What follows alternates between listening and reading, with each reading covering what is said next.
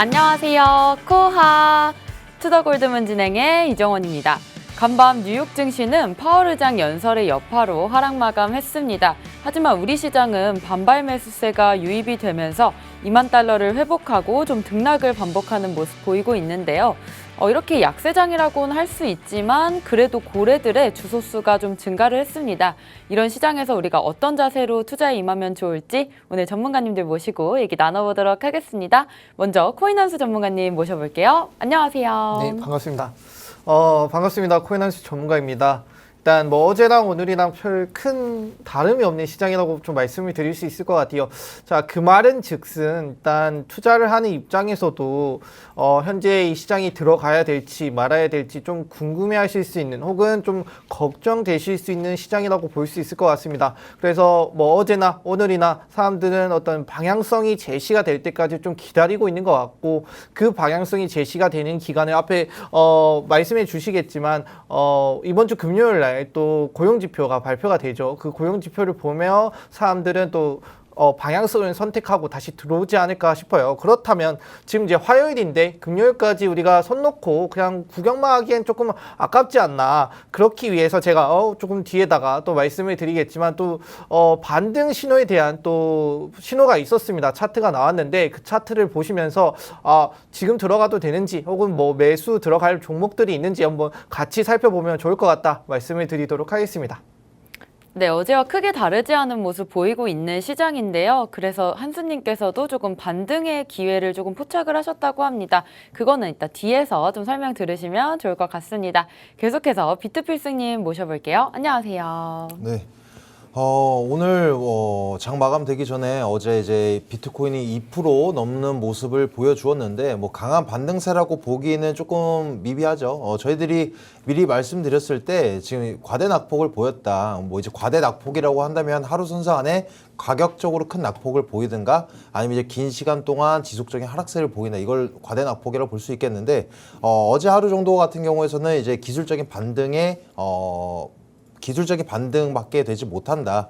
일단 앞으로도 오늘 기준으로 이제 이틀 내지 3일 정도 이제 횡보세를 보일 겁니다. 그래서 이제 이 이틀 내지 3일 정도도 횡보세를 보인다라고 하더라도 양봉의 흐름세가 어느 정도 유지될 것으로 전망이 되고 있습니다. 그래서 여기 안에서 이제 다시 이제 반등을 시작하는 것인가, 이제 단기적인 가바닥 선상을 잡아주고 나서 지속적인 양봉 흐름세 유지되는 거 아닌가. 너무 기대감에 휩싸이시지도 마시고, 그렇다라고 해서 지금 갑자기 또 큰 낙폭세가 한 번 더 보인다라고 해서도 결과적으로 우리들에게서는 두 가지 다 경우에 다 우리들에겐 기회 선상으로 놓여져 있을 겁니다. 그래서 지금 당장에 어떠한 물탈 시점도 아니고 강력한 매수 시점도 아니면서 더불어서 이제 손절할 시점도 아니다라는 걸 꼭 인지하시길 바라겠고, 일단 내일부터 이제 내일 모레부터 이제 9월이 되겠는데 9월 달에 볼 만한 우리가 꼭 눈여겨봐야 될 지표들이 많습니다. 그래서 9월 시장에서도 확실한 한 방향으로서 추세 방향을 정해져 있기보다는 큰 등락폭이 예정되어 있는 만큼 우리들이 지금 이제 조만간 있을 금요일날 있을 발표를 기점으로 인해서 조금 단기적인 바닥선, 그러니까 단기적인 저항선을 뚫어줄지 안착을 해줄지, 이 점 차트적인 지표와 같이 맞물려서 시장 예측을 해보시길 바라겠고, 오늘도 영상 끝까지 시청하시면서 좋은 정보 잡아가시길 바라겠습니다. 네, 금요일에 나오는 지표를 통해서 우리가 방향성을 좀 잡아가시면 좋을 것 같습니다. 저와 같이 코인 소식 볼 텐데요. 같이 화면 보시겠습니다. 네, 샘 뱅크먼 FTX 창업자가 후업이 인수 계획이 전혀 없다고 밝혔습니다. 네, 다음으로 한국은행이 디지털자산기본법에 ICO 허용을 해야 된다라는 말을 했는데요. 주식시장에는 IPO가 있죠, 필승님. 네. 네, 그렇죠. 근데 암호화폐 시장에는 ICO가 있는데 이 부분을 우리가 좀 허용을 한다면 네. 저는 좀 그렇죠. 좋은 방향으로 흘러갈 수 있을 것 같은데요. 당연히 좋은 네. 방향으로 흘러갈 수밖에 없다고 생각합니다. 기존에도 저도 이제 ICO나 그러니까 우리 코인 같은 경우에 IEO, ICO, 뭐 IFO 여러 가지가 있겠는데, 이 ICO 우리나라는 일단 현재는 이제 불법이죠. 그래서 우리나라 코인, 김치 코인이라고 하더라도 결과적으로 우리나라 안에서 뭐 ICO를 진행해서 투자를 받기보다는 결과적으로 이제 친암호화폐적인 싱가포르나 이제 두바이 쪽으로 이제 우회 이제 법인 설립을 진행을 하고 나서 투자 자금을 받고 있는 상황이 되겠습니다. 어떠한 코인이 됐건 결과적으로 이제 기술력이 들어가기 위해서는 돈이 들어갈 수밖에 없습니다. 우리나라 특히 우리나라 같은 경우에 이제 어릴 때부터 이제 공부를 하면서 경쟁 구도에 놓여져 있는데 정말 그만큼 똑똑한 사람들이 많을 수밖에 없겠습니다. 근데 이제 이런 블록체인 기술이라는 것 자체가 이런 암호화폐 시장 자체가 구축된 지 얼마 안 됐을 뿐더러 이제 앞으로도 이제 발전성이 무한한데 이 안에서 이제 좋은 기술력 혹은 좋은 아이디어가 있음에도 불구하고 투자를 받지 못해서 나는 기술력을 갖추고 있지만 투자 자금이 없어서 진행을 못한다라고 한다면 너무나 아깝겠죠. 일단 우리나라의 대표적인 이제 지금 현재로서는 이제 많은 신뢰를 잃은 뭐 루나도 마찬가지고 이 루나라는 사람도 루나를 만들었던 이제 결과적으로 이게 사기냐 아니냐 아직까지 이제 우리가 100% 확정질 수는 없겠지만 어찌됐건 이 사람도 엄청난 기술력이 있고 고인재가 맞습니다. 근데 인재라고 해서 만들 수 있었던 부분은 아니다. 결과적으로 어쨌든 돈이란 자금이 들어갈 수밖에 없겠다. 한 예시로 제가 예전에 말씀드렸었는데 이제 뭐 성범죄자를 잡기 위해서 야동을 금지하는 거와 마찬가지이지 않을까라고 생각이 들어지고 있습니다. 그래서 앞으로 이제 우리나라도 친암호화폐적으로 먼저 선발 주자로서 진행이 된다라고 한다면 앞으로도 이제 조금 이제 현재로서는 이제 암호화폐 시장이 글로벌 경제를 지표로 삼진 않을 수도 있겠지만 앞으로 이제 우리 내수 시장뿐만 아니라 해외 시장까지 선점하면서 이제 그 자금을 끌어올 수 있는 충분히 큰 수익 구조의 시장을 우리나라가 선점할 수 있는 좋은 부분이다라고 말씀드리도록 하겠습니다. 네, 다음 소식 보겠습니다. 월스트리트 저널에서 테더가 재무제표상 파산 가능성이 있다고 말했습니다. 네, 마지막으로 코인원이 카카오뱅크와 실명계좌 계약을 체결했는데요.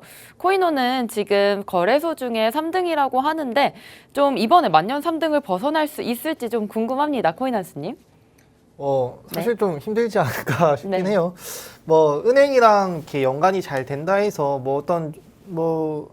그 거래소 자체에는 큰 이슈가 될 것 같긴 한데 그 거래소를 지금 앞에 크게 자리 잡고 있는 업비트나 빗썸 이런 거래소를 따라잡기에는 조금 힘들 것 같아요. 뭐 어마어마한 그룹들이 코인원에 투자를 함으로써 코인원의 부피가 커진다거나 명상이 좀 커진다라면 모르겠지만 그 은행과의 실명 계좌 연결 자체는 그렇게 크게 호재론 작용할 것 같진 않아요. 업비트가 저희 뭐 K뱅크라고 하죠. 뭐 K뱅크 자체가 그렇게 큰 은행은 아니잖아요. 근데 그렇다고 해서 뭐 K뱅크가 엄청 커졌냐?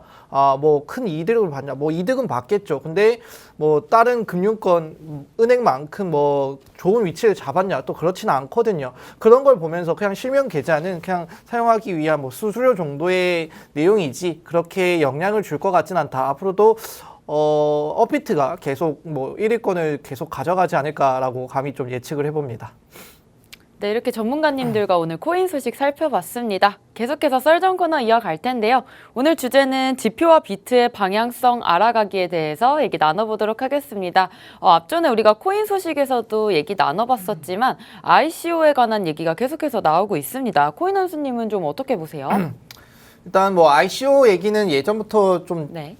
꾸준히 지속적으로 나왔었죠. 일단은 뭐 미카를 예로 들 수 있는데 유럽권에서는 이미 이제 ICO 그러니까 ICO뿐만 아니죠. 암호화폐 자체의 이제 규제를 만들기 위해서 그때 뭐 ICO 그 미카 안에 뭐 채굴 금지 내용이 들어간다, 만다 이거에 따라서 또 시장이 왔다 갔다 하기도 했었어요. 그만큼 좀 사람들이 좀 주목하고 많이 관심을 가졌던 내용들이었는데 이 미카가 어느 정도 이제 확립이 됐죠. 확립이 되고 난 뒤에 이게 이제 기본 베이스 우리가 예를 들면 이제 저희가 고등학교 때 뭐 수학의 정석 같은 느낌이죠. 그러니까 이제 우리가 참조하고 배울 수 있는 그런 내용들이 될 것 같아요. 그래서 미카를 참조해서 한국은행도 우리도 미카의 내용들을 좀 참조함에 따라서 ICO를 허용해야 된다. 자, ICO를 허용해야 되는 이유는 여러 가지가 있어요. 일단 기본적으로 암호화폐 자체가 이제 제도권에 들어왔기 때문에 주식은 이제 상장하는데 허용을 해주고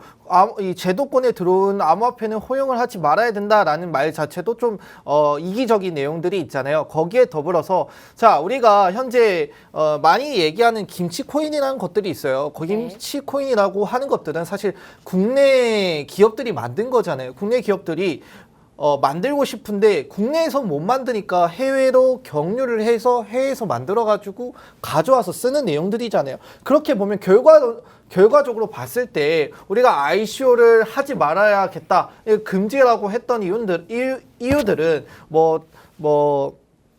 내용적으로 봤을 때 문제가 되는 것들, 불법적으로 사용할 수 있는 것들을 우리가 방지하자라는 내용들이었는데 이걸 해외를 통해서 이렇게 돌아오니까 똑같은 내용이다. 결과적으로 그냥 국내에서는 방지를 했지만 해외로 이렇게 돌아서 들어오는 내용들 보면은 금지한 거랑 금지 안 한 거랑 별 다른 반응이 없다, 내용이 없다라는 내용이 나오면서 국내에서도 그냥 차라리 그럴 바에는 국내에서 우리가 관리 감독할 수 있는 내용들로 ICO를 좀 허용하자. 그렇게 함에 따라서 이제 미국 같은 경우는 지금 암호화폐를 선두주자라고 할 수 있죠. 암호화폐 관련해서 우리가 이끌어 가겠다라는 내용인데 이 암호화폐 버릴 수 없다라면 우리도 꼭 챙겨가야 되는 부분이라고 생각을 합니다. 그래서 이제 한국에서도 어느 정도 암호화폐를 수용하고 그에 맞게 발빠르게 규제도 하고 있고 그다음에 코인 상장 같은 것들, 코인 상장도 함부로 할 수가 없겠죠. 어떤 기준과 그다음에 상장 폐지 기준도 정해야 되는 부분들이 좀 잡혀들면서 우리 암호화폐 시장이 이제 안정권에 많이 접어들었다라고 좀 말씀을 드릴 수 있을 것 같습니다. 네, 미카를 참조해서 좀 ICO를 허용을 해야 된다는 얘기에 대해서 좀 나눠봤습니다. 사실 암호화폐도 제도권에 들어온 이상 이렇게 주식처럼 IPO처럼 ICO를 할 수 있을 것 같은데 사실 국내에서는 아직 그런 시스템이 없기 때문에 김치코인 같은 경우도 해외에서 상장을 하고 나서 한국에 들어오는 실정인 것 같습니다. 따라서 이러한 법안을 좀 만들려는 계획인 것 같은데요. 아까 우리가 말했던 9월 2일에 우리 금요일이죠. 비농업 고용지수 발표가 있습니다. 이 부분으로 좀 9월 차트를 좀 예상을 해볼 수가 있을 텐데 비트필승님 좀 어떻게 보시나요? 네. 일단 9월 2일, 이제 이번 주 금요일이 되겠습니다. 이 발표로 인해서 장기적인 추세, 특히 9월 한 달 동안의 방향성 잡아낼 수 있는 하나의 지표다라고는 우리가 확실하게 말씀드릴 수는 없겠지만 단기적인 이제 방향성을 잡을 수 있는 지표가 되겠다라고 간단하게 설명드릴 수 있을 것 같습니다. 일단 이제 저번 달 같은 경우에서도 이제 비농업 고용지수가 발표됐을 때 예상치보다도 훨씬 상회하는 수준이 나와줬습니다. 그로 인해서 이제 많은 분들이 여쭤보시는 게 이게 도대체 고용지수가 좋게 예상치보다 좋게 나온 게 시장을 좋게 바라봐야 되냐, 혹은 금리 인상을 단행할 수 있으니까 악재로서 우리가 눈여겨봐야 되냐라고 많은 분들이 매번 여쭤보시거든요. 근데 일단 전체적인 거시적인 경제를 봤을 땐 당연히 좋을 수밖에 없습니다. 왜냐하면 일단 금리 인상은 지속적으로 이제 고금리를 취하고 있고 앞으로도 3번이나 더 남아 있는 상황 속에서 고용 지수까지 안 좋아진다. 이게 바로 경제 침체가 되겠죠. 그러다 보면 어떻게 되냐? 결과적으로는 이제 모든 시장에 이제 엄청난 시장 자산뿐만이 아니라 우리 인플레이션도 계속적으로 고조되고 한 가지 우리는 해결할 수 있는 방법이 없을 겁니다. 제가 여러 번 말씀드리지만 이제 그러니까 이번 연도 같은 경우에서는 금리 인상 모든 걸 우리가 잡아낼 수는 없겠어요. 예를 들어서 이제 6.25 전쟁이 터졌다. 근데 6.25 전쟁이 빨리 전쟁이 끝나고 나서 나도 빨리 취업을 하고 나서 우리 인프라도 다시 구축이 되고 나서 시장이 좋아지면서 대한민국 다시 살아나줬으면 좋겠다라고 희망을 꿈꾸지만 지금 당장 모든 것을 어떻게 다 해결하겠습니까? 그렇죠? 일단 먼저 전쟁이 끝나줬으면 좋겠다. 그 이후에 우리나라 살림 같은 경우 이제 향후에 점차 나아지면 되겠지라는 생각을 가지는 것처럼 우리도 이 단계를 밟아 나가야 된다 이겁니다. 그래서 올해 안에는 이제 금리 인상 이 부분은 우리 만질 수는 없어요. 희망을 할 수는 있겠지만 이 희망 자체가 어떻게 보면 욕심일 수 있겠다. 그래서 금리 인상 부분만 봐야 되는데 어찌됐건 비농업 고용지수가 지금 저번 달에 말도 안 되는 상현 수준이 나와줬는데 이번 달 이제 한 달 만에 갑자기 갈아엎는 수치가 나오진 않겠죠. 당연히 우리나라만 보더라도 지금 이제 구직난이 아니라 구인난에 지금 나와주고 있습니다. 시급에 훨씬 웃도는 돈을 준다라고 하더라도 지금 알바생이 나오지 않을 정도가 되겠습니다.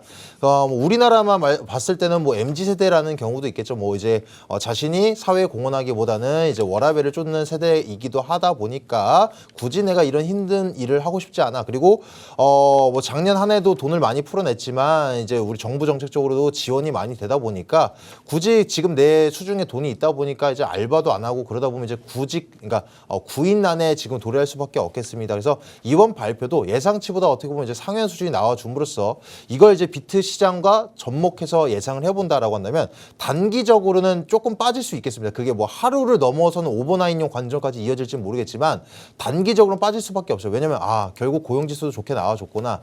이로 인해서 9월달 금리 인상 0.75% 확실해졌구나. 이렇게 나와줬는데 여기서 한숨 쉬시면서 이제 큰일 났네 이렇게 걱정하실 게 아니라 결과적으로는 이 앞서 나오는 이 지표로 인해서 선반영되고 있다라는 것이겠죠. 그렇다 보면은 이제 뭐 CPI 발표도 있겠지만 정작 9월 금리 인상 발표 때 0.75%가 나오더라도 이로 인한 가격적인 반영은 별로 크지 않을 것으로 예상된다. 그러니까 선반영되는 것일 뿐 이번 금요일 지수의 발표에 있어서 너무 크게 막 의미 부여를 하지 않으셔도 된다라고 정리해드리도록 하겠습니다. 네, 이번 주 금요일 지수 발표로 인해서 또 9월 FOMC 회의에서 금리 결정이 일어날 텐데요. 만약 0.75%포인트가 나올지라도 우리가 이미 예상하고 있었던 부분이기 때문에 이미 차트는 선 반영이 되어 있고 많은 움직임이 보이지 않을 것이라는 말씀 주셨습니다. 계속해서 우리가 인플레를 확인하는 지표가 좀 계속해서 나오고 있습니다. 인플레가 좀 피크아웃을 찍었다라는 말도 있는데 금리 인상은 우리가 손을 좀 계속해서 봐야 될 것 같습니다. 코인원수님은 좀 어떻게 생각하시나요? 일단 뭐 금리 인상은 계속 될 것 같아요. 뭐 시장 어떤 이제 예측 기구죠. 거기까지 예측하는 데는 최대 5%까지, 그러니까 금리 인상이 5%까지 올라가는 예측하는 것도 있고요. 뭐 4점 초반대, 중반대 아주 좀 많은 폭의 아직 남아있는 금리 인상 포인트가 남아있다라는 걸 좀 말씀을 드리고 싶네요. 일단은 세계 인플레이션 드디어 좀 꺾였다라는 내용들이 좀 많이 나오고 있어요. 근데 그 와중에도 금리 인상은 계속 할 것이다. 뭐 파월 의장이 잭슨홀에서 그런 의도를 보여줬죠. 우리가 이 금리 인상을 하는 내용은 이 인플레이션을 우리가 인지하지 못할 정도로 사람들이 이제 인플레이션이 없어졌구나, 인플레이션이 뭐 주위에 있나, 이걸 뭐 못 느낄 정도로 낮추는 게 목표다라는 내용들이 있어요.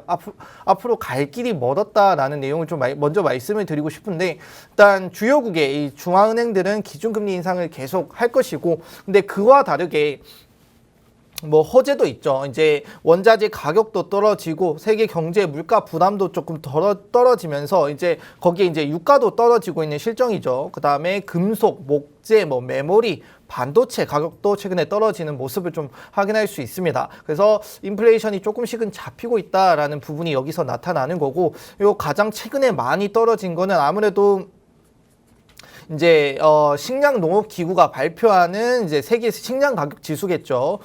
이 식량 가격 지수는 러시아랑 우크라이나가 어느 정도 합의함에 따라서 우크라이나에서 나오는 이 곡물들이 수출됨에 많이 떨어지는 모습을 확인할 수 있었는데, 7월에는 전월보다 8.6%나 떨어지면서 2008년 이후 가장 큰 폭의 하락을 보여줬다라고 해요. 그만큼 이 식량적인 측면에서는 물가가 많이 잡히고 있는 모습이다. 그래서 하반기에 세계 소비자 물가지수 상승률이 5.1%로 좀 낮아질 것이다라는 예측하는 기구들이 많아지고 있고요. 그 다음에 수요 둔화가 좀 이루어지고 있다라고 합니다. 그만큼 사람들이 예전 같은 경우는 이제 코로나 같은 경우는 우리가 이제 집 밖에서 못 나가니까 상품에 대한 수요들이 많았거든요. 그렇다 보니까 이제 이 수요를 만족하기 위해서 뭐 기업들이나 가게들은 이 수요를 만족하기 위해서 뭐 이렇게 끌어다 쓰고, 그다음에 이렇게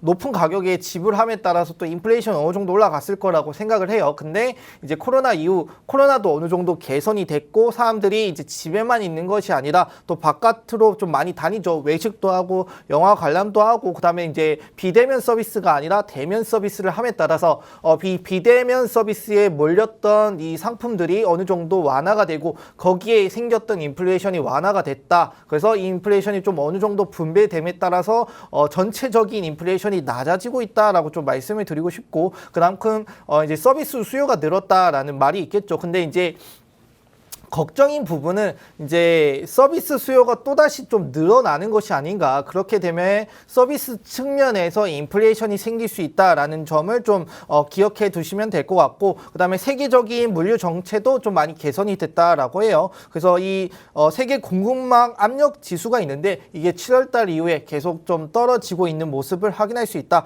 그리고 이제 뭐 지역마다 편차는 있다라고 합니다. 뭐 러시아가 가스를 공급하는 뭐 유럽은 계속 지금 물가가 점점 좀 올라가고 있고, 특히 영국 같은 경우도 뭐 역대급으로 전례 없는 물가 상승을 보여주면서 미국과는 다르게, 뭐 한국도 좀 괜찮은 편이죠. 미국, 한국과는 다르게 우리가 좀 다른 국가들은 아직도 여전히 높은 수치를 보여주고 있다라는 걸 말씀을 드리고 싶네요.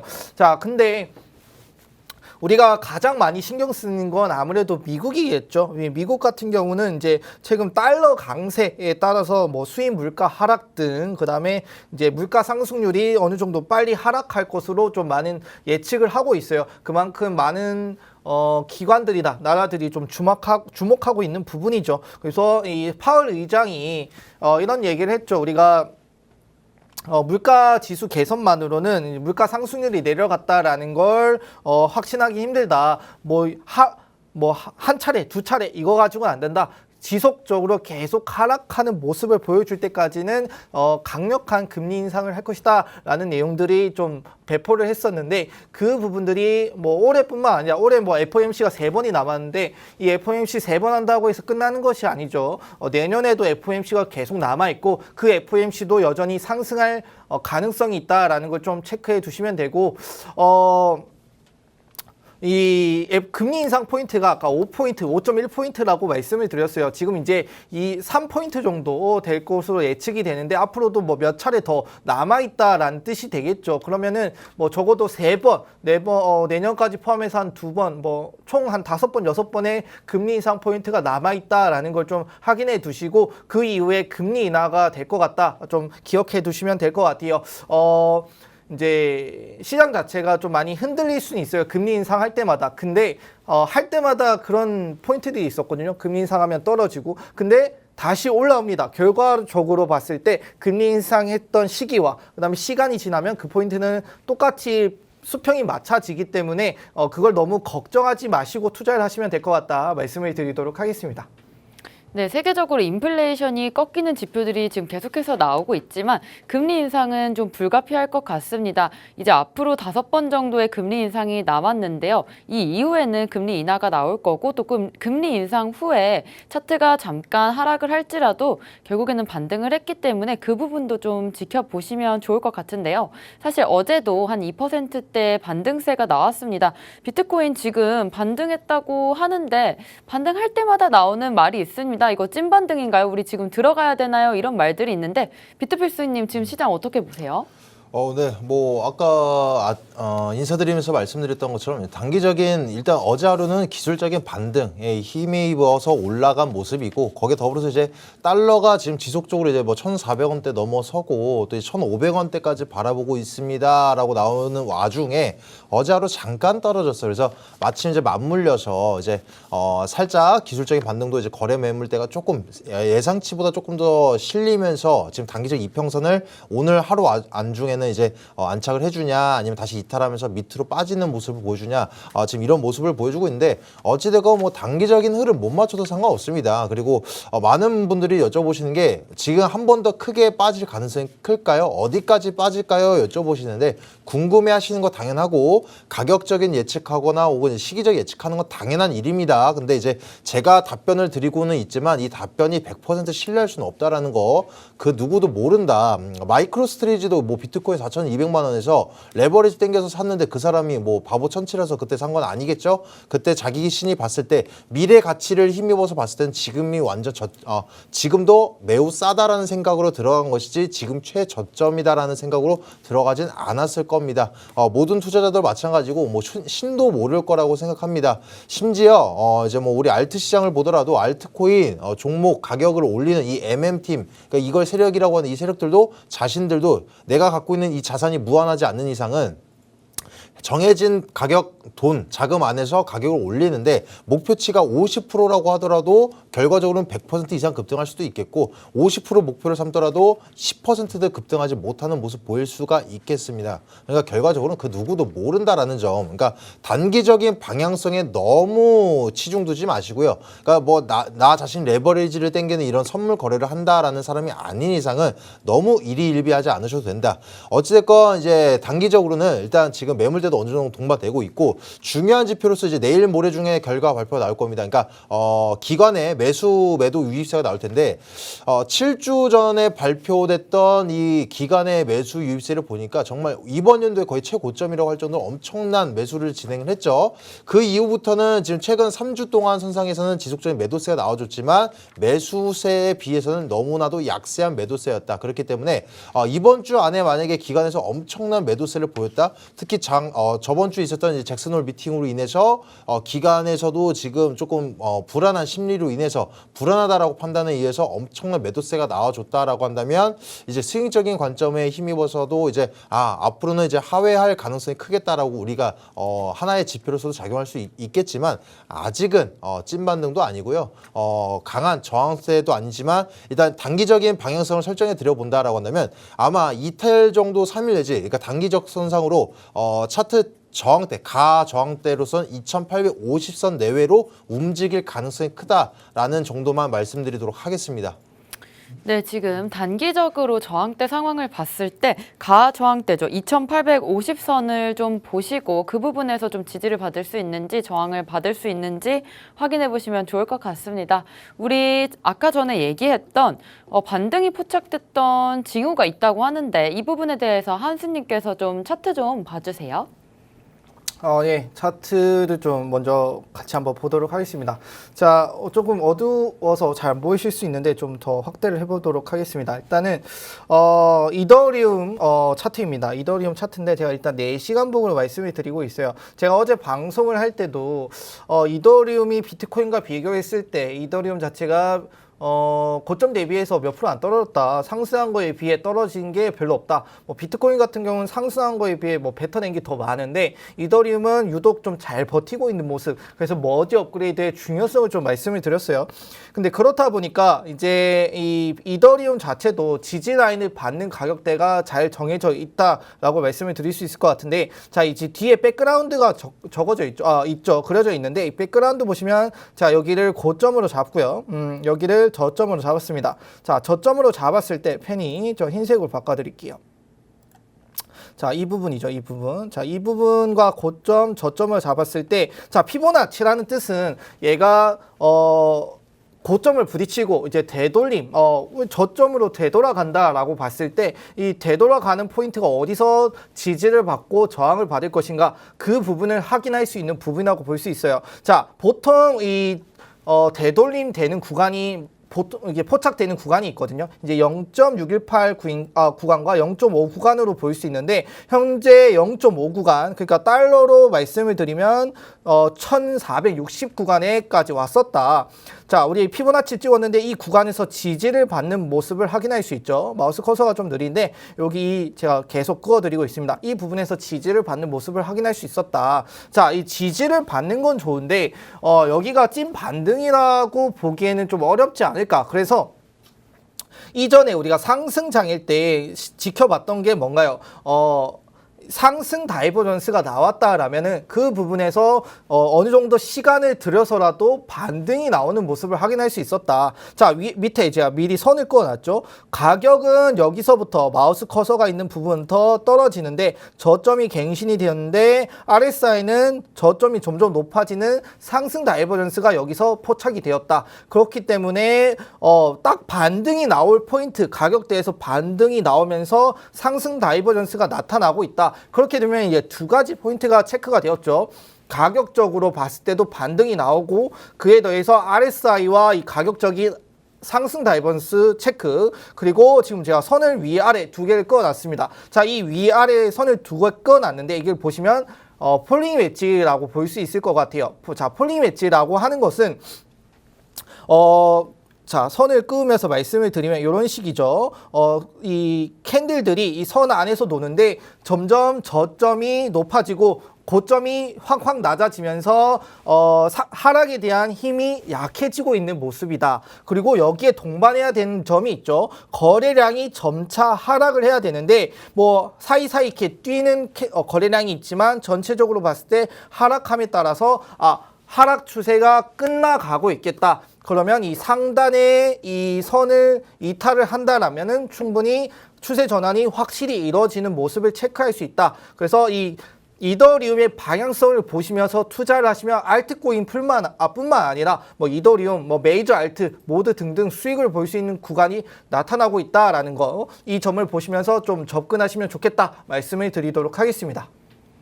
네, 한수님께서 차트까지 봐주시면서 우리가 반등포착의 기회를 좀 잡을 수 있을 것 같습니다. 오늘 이렇게 지표와 비트의 방향성 알아가기에 대해서 얘기 나눠봤습니다. 저희는 잠시 후에 코인스쿨로 돌아오겠습니다.